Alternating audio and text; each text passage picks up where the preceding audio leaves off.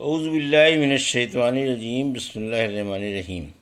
الحمد للہ رب العالمین، والصلاة والسلام علی سید المرسلین و خاتم النبیین، اما بعد۔ صحیح بخاری، باب کتاب الجنائز، حدیث نمبر 1343۔ اردو ترجمہ۔ شہید کی نماز جنازہ پڑھیں یا نہیں؟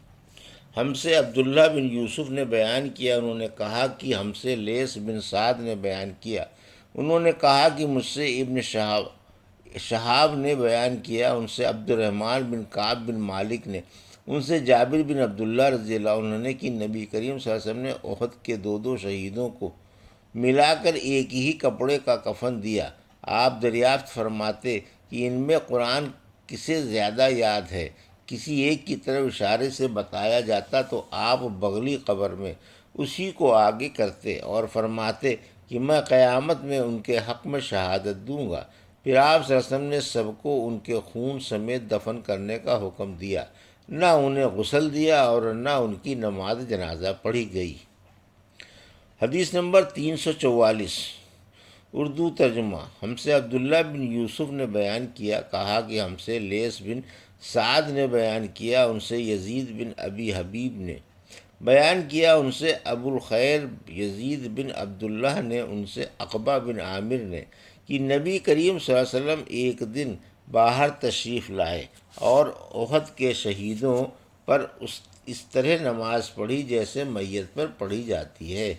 پھر ممبر پر تشریف لائے اور فرمایا، دیکھو میں تم سے پہلے جا کر تمہارے لیے میر سامان بنوں گا اور میں تم پر گواہ رہوں گا، اور قسم اللہ کی میں اس وقت اپنے حوض کو دیکھ رہا ہوں اور مجھے زمین کے خزانوں کی کنجیاں دی گئی ہیں، یا یہ فرمایا کہ مجھے زمین کی کنجیاں دی گئی ہیں، اور قسم خدا کی مجھے اس کا ڈر نہیں کہ میرے بعد تم شرک کرو گے، بلکہ اس کا ڈر ہے کہ تم لوگ دنیا حاصل کرنے میں رغبت کرو گے، نتیجہ یہ کہ آخرت سے غافل ہو جاؤ گے۔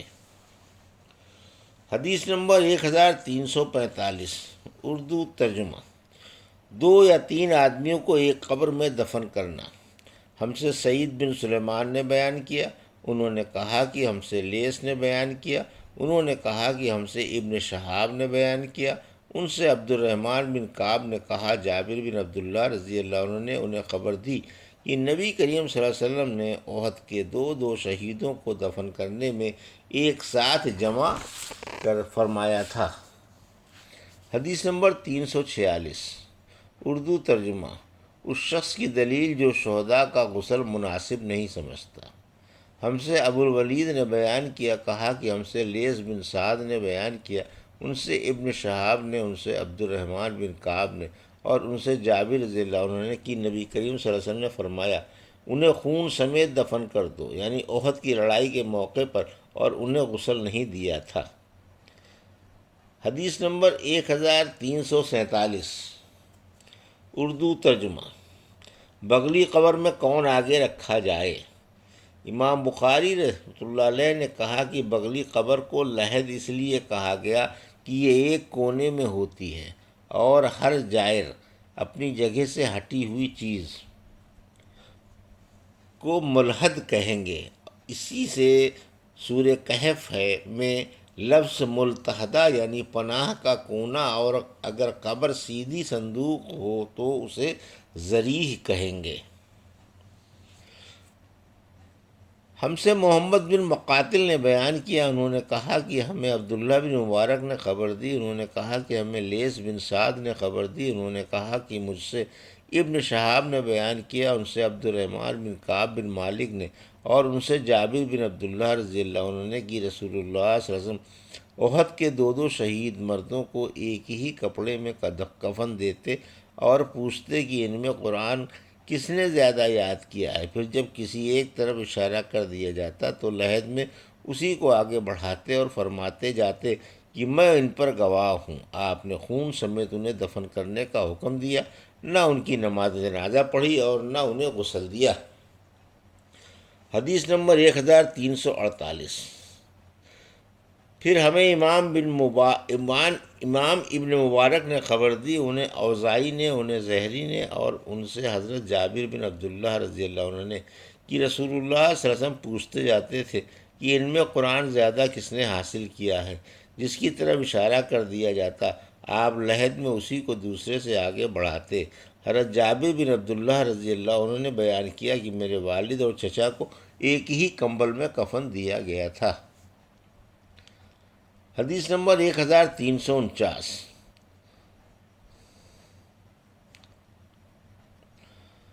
اذخر اور سوکھی گھاس اس قبر میں بچھانا۔ ہم سے محمد بن عبداللہ بن حوصب نے بیان کیا، کہا کہ ہم سے عبد الوہاب نے بیان کیا، کہا ہم سے خالد خدا نے، ان سے اکرمہ نے، ان سے ابن عباس نے کہ نبی کریم صلی اللہ علیہ وسلم نے فرمایا اللہ تعالیٰ نے مکے کو حرم کیا ہے، نہ مجھ سے پہلے کسی کے لیے یہاں قتل و خون حلال تھا اور نہ میرے بعد ہوگا، اور میرے لیے بھی تھوڑی دیر کے لیے فتح مکے کے دن حلال ہوا تھا۔ پس نہ اس کی گھاس اکھاڑی جائے، نہ اس کے درخت قلم کیے جائیں، نہ یہاں کے جانوروں کو شکار کے لیے بھگایا جائے، اور سوا اس شخص کے جو اعلان کرنا چاہتا ہو کہ یہ گری ہوئی چیز کس کی ہے، کسی کے لیے وہاں سے کوئی گری ہوئی چیز اٹھانی جائز نہیں۔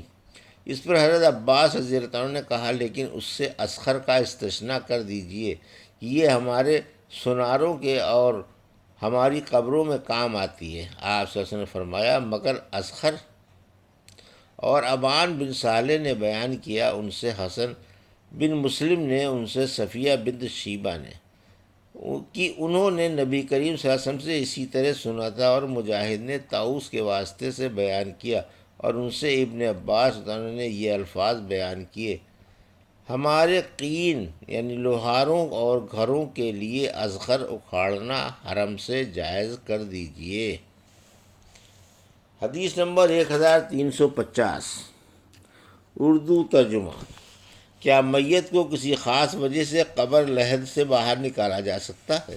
ہم سے علی بن عبداللہ نے بیان کیا، کہا کہ ہم سے سفیان نے بیان کیا، عمرو نے کہا کہ میں نے جابر بن عبداللہ سے سنا، انہوں نے کہا کہ رسول اللہ صلی اللہ علیہ وسلم تشریف لائے تو عبداللہ بن ابی منافق کو اس کی قبر میں ڈالا جا چکا تھا، لیکن آپ صلی اللہ علیہ وسلم کے ارشاد پر اسے قبر سے نکال لیا گیا۔ پھر آپ صلی اللہ علیہ وسلم نے اسے اپنے گھٹنوں پر رکھ کر لباب دہن اس کے منہ میں ڈالا اور اپنا کرتا اسے پہنایا۔ اب اللہ ہی بہتر جانتا ہے، غالباً مرنے کے بعد ایک منافق کے ساتھ اس احسان کی وجہ یہ تھی کہ انہوں نے حضرت عباس کو ایک قمیص پہنائی تھی غزوہ بدر میں، جب حضرت عباس مسلمانوں کے قیدی بن کر آئے تھے۔ سفیان نے بیان کیا کہ ابو ہارون موسیٰ بن ابی عیسیٰ کہتے تھے کہ رسول اللہ صلی اللہ علیہ وسلم کے استعمال میں 2 کرتے تھے۔ عبداللہ کے لڑکے جو مومن مخلص تھے، ان نے کہا کہ یا رسول اللہ میرے والد کو آپ وہ قمیص پہنا دیجئے جو آپ کے جسد اطہر کے قریب رہتی ہے۔ سفیان نے کہا کہ لوگ سمجھتے ہیں کہ حضرت صلی اللہ علیہ وسلم نے اپنا کرتا اس کے کرتے کے بدل پہنا دیا جو اس نے حضرت عباس کو پہنایا تھا۔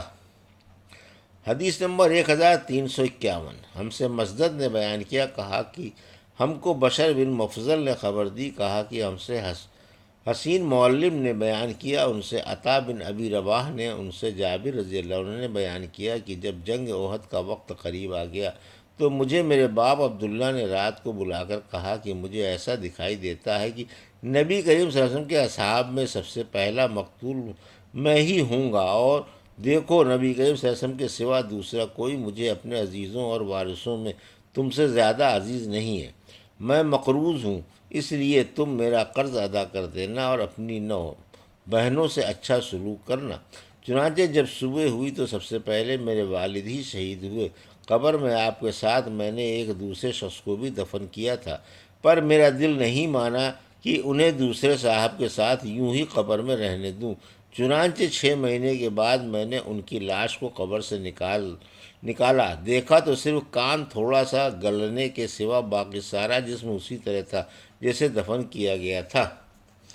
حدیث نمبر 1352، ہم سے علی بن عبداللہ مدینی نے بیان کیا، کہا کہ ہم سے سعید بن عامر نے بیان کیا، ان سے شعبہ نے، ان سے ابن ابی یحییٰ تہی نے، ان سے عطا بن ابی رواح نے، اور ان سے جابر رضی اللہ عنہ نے بیان کیا کہ میرے باپ کے ساتھ ایک ہی قبر میں ایک اور صحابی حضرت جابر رضی اللہ عنہ کے چچا دفن تھے، لیکن میرا دل اس پر راضی نہیں ہو رہا تھا، اس لیے میں نے ان کی لاش نکال کر دوسری قبر میں دفن کر دی۔